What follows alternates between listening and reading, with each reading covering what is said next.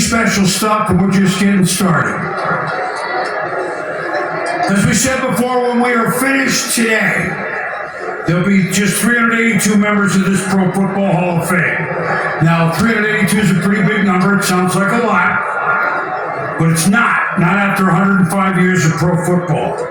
It's a very tough ticket, obviously, to make it here to Canton, Ohio. Even tougher when you get to play only 7 full seasons. That's how good a receiver our next inductee is, Sterling Sharpe. By the way, one of the best names to ever be inducted as well. He started, of course, at South Carolina, was drafted 7th overall, first round, 1988 by the Green Bay Packers, where it is safe to say that the weather is slightly different than where he played college football and where he grew up in Georgia. Just a guess. Not a lot of frozen tundra down there, but not a problem for Sterling Sharpe. In 1989, his second season, he led the NFL with 90 catches. 1992, Mike Holmgren became coach of the Green Bay Packers. Brett Favre became quarterback of the Green Bay Packers. The sky, with these three, became the limit. Sterling caught a single-season record in the NFL, 108 balls for 1,461 yards, 13 touchdowns. I read those numbers because it was a rarely accomplished triple crown for a receiver. The very next season, he broke his own record with 112 catches. This doesn't include the 3 touchdowns he caught in the playoff win at Detroit, including the game winner at the very end of the game. That provided Green Bay with only their second postseason win since Vince Lombardi and those guys won Super Bowl II. They were on their way, this group. 94, the Pack hosted the second playoff game at Lambeau since that Super Bowl II team. 95, they advanced to the NFC title game after dethroning the champion 49ers. In 96, Green Bay won Super Bowl 31 over the Patriots. Next year, they went to the Super Bowl again, but Sterling never saw any of those moments on the field. The second to last game in the 94 season, serious injury. Surgery that February determined that 2 vertebrae were loose, C1 and C2 for you doctors. Any further thoughts of playing pro football were over. But talking about a game that he loved was different. He came to us right away at ESPN, Sunday NFL Countdown. We loved him. He was great. No surprise. Coach Holmgren had told me years before that unlike many receivers, Sterling knew what all 11 offensive players, where they should be and what they should be doing on every play, and just about all of the defensive players as well. A personal note, I ended up talking to him on the sidelines here. They played the Hall of Fame game that year with the Packers in 93. Here was someone that allegedly was tough with the media. Not allegedly, might have been. I talked to him for the whole second quarter on the sidelines. I couldn't shut him up. I mean, this was the same guy that was supposedly tough to the media. So he was a natural. What we're saying, we were talking about football. So here it is. Played 7 years, 5 Pro Bowls. Catches and touchdown catches over that time, second only to Jerry Rice. Third in yardage. Who knows where this all would have gone. Today a first. The first brothers tandem in the Pro Football Hall of Fame. History you're witnessing right now. To present Sterling Sharpe today, his baby brother, Shannon. Well, he was a freight train. What an exhibition by Sterling Sharpe. He was a physical receiver. He ran to contact. He didn't shy away from it. Touchdown, Green Bay. It didn't matter if it was a slant over the middle and he had to run through 2 tackles. There were not very many receivers that were willing to run through contact, and he was one of the first to do it. The ball goes into the hands of the most dangerous guy in the field, Sterling Sharpe. He wanted to dole out the punishment just as they were going to try to punish him. The strength of Sterling Sharpe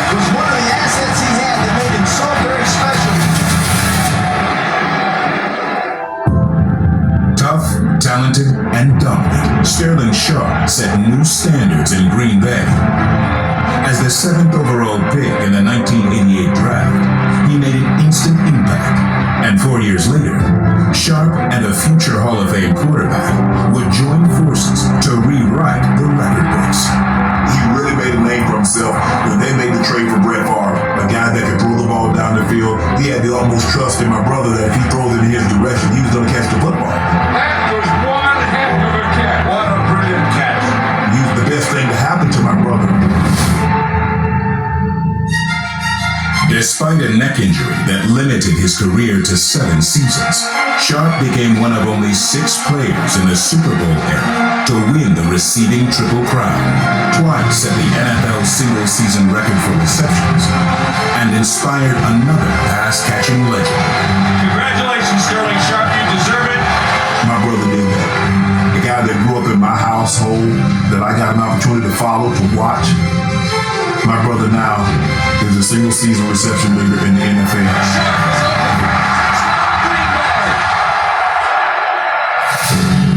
I'm the only pro football player that's in the Hall of Fame, and I'm the second best player in my own family. He's a better player than me.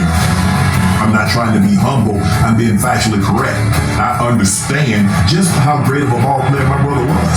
Nobody has more fun playing the game and still plays it with the same intensity as Sterling Sharpe. If me not getting into the Hall meant him going, I take the jacket off proudly. Now, Sterling makes history again, joining Shannon as the first pair of brothers enshrined in the Pro Football Hall of Fame. It is my honor and extreme privilege to present my big brother, Sterling Sharpe, for enshrinement into the Pro Football Hall of Fame.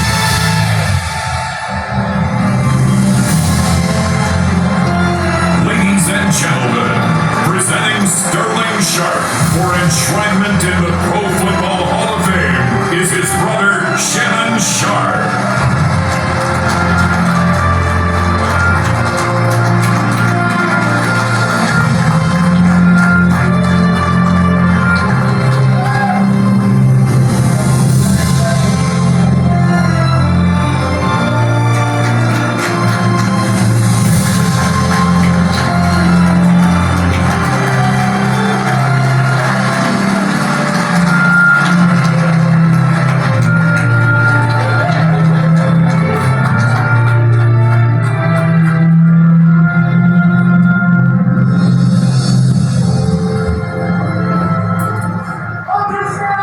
God has smiled on me. Every time I speak publicly, every time I get out of bed, every time I go to bed, I say this. This is my life. There are many like it, but this one is mine. There's a lot of reasons why these great players are able to sit and wear this gold jacket that I have. Some of them it's blood, some of them it's sweat. Jared said fear. I stand before you today as the 382nd member of the Pro Football Hall of Fame because of love. You see, you have to learn to follow before you can lead. And so when I started playing football, I had Coach William Hall that I could follow. Coach Hall didn't teach me how to catch or how to throw. He taught me how to pray athletically. He taught me that it was okay to pray for the health and the well-being of the opponent. He taught me that it was okay to pray that God help us play just like we practice. And he turned me over to Buddy McCall, who taught me how to trust in my abilities, how to believe what I saw, and to lean on my teammates as much as humanly possible. You see, I'm not going to bore you with talks at the University of South Carolina because, well, without them, unlike Antonio Gates, I had to go to college and play football to have a chance to stay here. So I'm not going to bore you in talking about them. But I'm also saddened today on this joyous occasion. You see, when I say you have to learn to follow before you can lead, one of my tremendous leaders, my first position coach when I got to the Green Bay Packers, his name was Buddy Guss. And only Coach Hall was probably happier than him that I got selected to be a Pro Football Hall of Famer. Buddy lost his life July 2nd. His daughter Jenny, his grandson Jared are here. So if you get a moment, when you are headed to the parties or this festivity's over, take a moment and say a prayer for Jeannie and her family. Jeannie's a girl dad. So if you know what girl dads are, you know how brokenhearted she and her family are right now. And I want you to think about them, please. But Buddy Geist didn't teach me how to catch or to run a route. He reiterated the importance of family. He loved us enough in the right receiver room that he had us over to his house. We got integrated with Jenny and her brother Adam, his lovely wife Jerry. Buddy brought us into that time. That's love. And after my time with Buddy Geist in Green Bay, he turned me over to Sherm Lewis. You have to learn to follow before you can lead. And what Sherm Lewis taught me was when I got into West Coast offenses to understand why we call certain plays.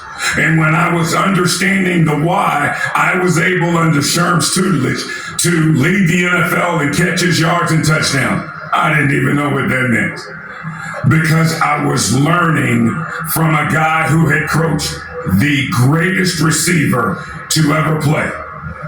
Sherm Lewis loved me so much that he did me the biggest favor. He never mentioned Jerry Rice, and he never mentioned me in the same sentence. So I never felt like I was in Jerry Rice's shadow. Well, Sherm, as our offensive coordinator, turned me over to a young, energetic coach named John Gruden. And what John Gruden taught me was probably the thing that took my game to its highest heights, and that was, don't study defenses. Don't study defensive backs. Study other receivers. Under John Gruden's tutelage, I was tutored by John for 2 years. I never ran a route as me those 2 years. If Michael Irvin and the Dallas Cowboys played Pittsburgh, that week I was Michael Irvin. I tried to copy all his mannerisms. If Tim Brown and the Oakland Raiders played Kansas City that week, and I was playing Kansas City, I was Tim Brown.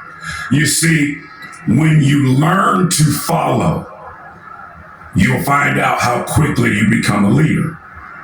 Now, I didn't mention Mike Holmgren, and I didn't mention Brett Favre and Don Mikowski or Perry Kemp or some of my other teammates, because you know what?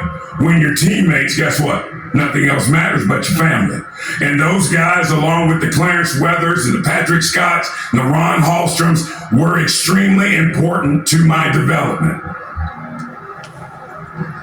I know I talked about a lot of guys there, and I want you to know, I followed some extremely strong women. Mom, I followed you. You gave me life, which is the greatest gift anyone can ever receive. But you gave me something else. You named me Sterling. And at the time, there weren't a lot of black boys in rural South Georgia running around, being able to lean on something other than a mother, a father, a sister, or brother. I could lean on my name. You loved me enough that you named me Sterling, and I felt like I wasn't different, but I had something I could go to. You gave me a sister, older than me, Liv. And you know, you and I, we went through a lot, oh girl. And I tell you what, we came out a lot better. And you know what? I talk about love. Greatest day of my life for my sister. She gave her life to Christ. That's my big sister right there.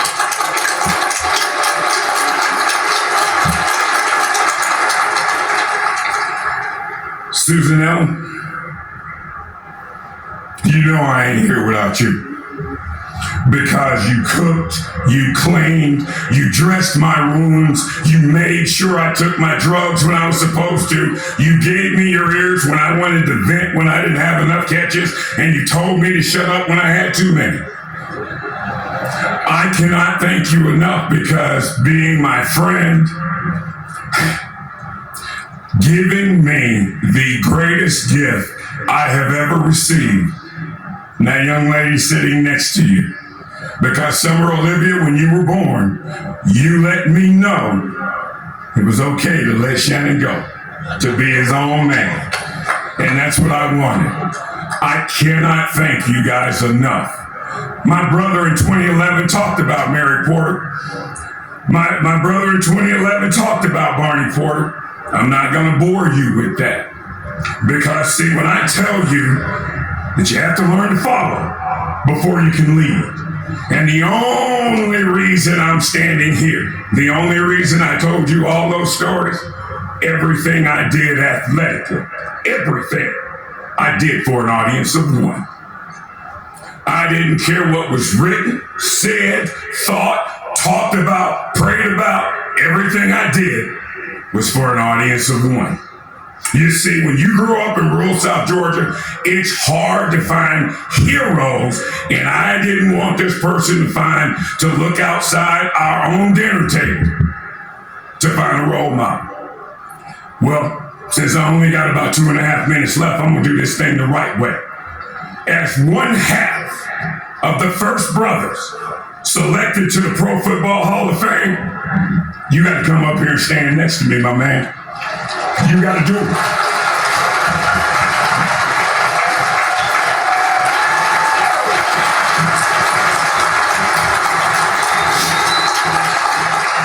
You have to learn to follow before you can lead.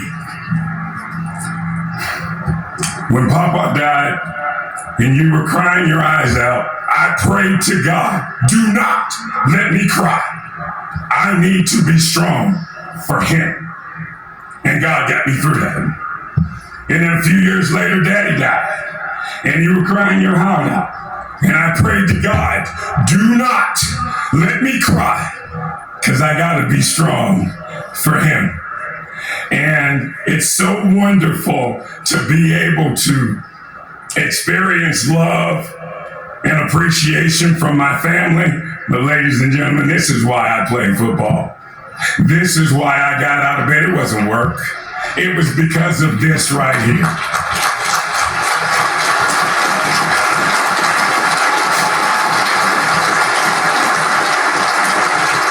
Before I leave you, I want you to do two things. The most precious gift I've ever received is the Super Bowl ring that I wear. And I don't have blood, sweat, and tears with my teammates like many of these gentlemen do. I wear this ring because of love. And you gave me this not knowing you were going to get another one. And I prayed to God, please, oh God, let him get another one. God blessed him with two. The second thing is, the last time I was here, you said that you were the only pro football player in the Hall of Fame that could say this, that you were the second best player in your own family. Well, I agree with that statement, but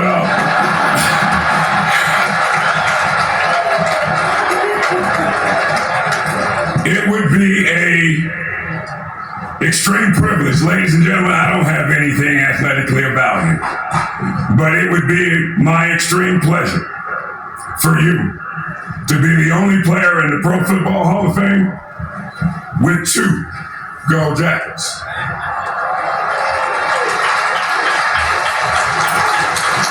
You see, you have to learn to follow before you can lead.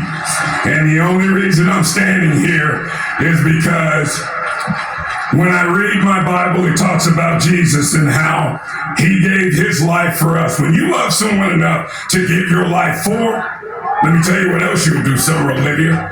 You'll love them to the point you will live your life with them as well. I love you, Summer, like I love this guy standing next to me. Thank you very much for letting me take up 4 minutes and 58 seconds of your time.